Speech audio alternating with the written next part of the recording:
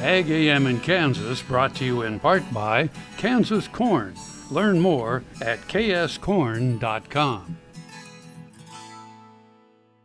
My name is Brian Linin. I'm here with the Kansas Wheat Commission and glad to be here Waking Up Topeka for the Ag Breakfast here. And we're here today to give the Kansas Wheat Commission's report to the Senate and House Ag Committee today. Kansas Wheat has a great story to tell. We've recently built the Kansas Wheat Innovation Center in Manhattan, just north of Bill Snyder Family Stadium.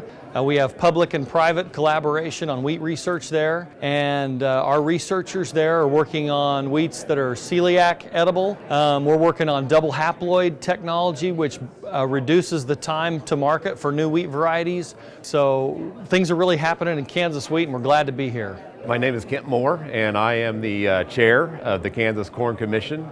And my job today is to give the Corn Commission's legislative report. So one of the things that we have concentrated on a lot in the past year is infrastructure development for the promotion of the use of ethanol. So we're excited about that opportunity that we have in 2016 to get that program started. Obviously in the state of Kansas, our major user is livestock, and we have been very supportive of the livestock industry throughout the Commission's existence. One of the ways in which we do that is through our support of the U.S. Meat Export Federation. The job of the U.S. Meat Export Federation is to move beef, Kansas beef, throughout the world. Another thing that we typically always do is lend our support to programs that the National Corn Growers Association helps administer, like ethanol promotion through their NASCAR program. That's been very successful in demonstrating to the U.S. consumer that ethanol products are safe to use. That's just been a really good, successful program that we've been proud to be a part of.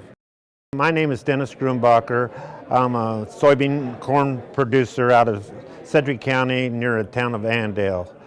I'm presently the chairman of the Kansas Soybean Commission. I serve on the National Biodiesel Board, and I'm on the Checkoff for the United Soybean Board. Our two biggest projects we've done in the last year is biodiesel is finally starting to take off. There's a great demand for biodiesel in California and the northeast part of the United States.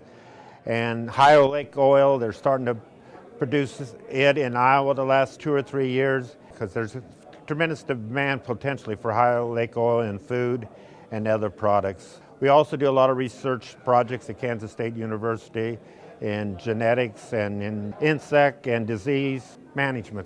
My name is Stephen Bigge. I am the 4th District Commissioner for the Kansas Grain Sorghum Commission and am currently serving as chairman. I look forward to the opportunity to testify on behalf of the Kansas Grain Sorghum Commission and Kansas sorghum producers to the House and Senate Ag Committees. Some of the highlights we're going to hit on is Kansas sorghum producers are the top sorghum producing state. Annually, we produce somewhere between 40 and 50% of the sorghum crop that's produced in the United States on an annual basis. We had a 19% increase in sorghum acres in 2015 and raised 282 million bushels of sorghum. We've spent over $6 million on research at Kansas State in the last 6 years, providing information to producers to help improve yield, producer profitability, and cover some of the major issues like standability, insect issues that are currently facing the sorghum producers in the state of Kansas. Sorghum is also a very vital component in ethanol production. We have several ethanol plants in the state of Kansas that rely heavily on grain sorghum to produce ethanol.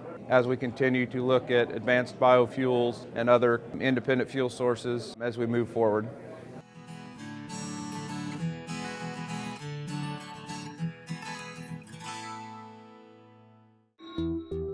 I'm a patient of Kansas Regenerative Medicine in Manhattan. I had stem cell therapy in my hips and my left knee.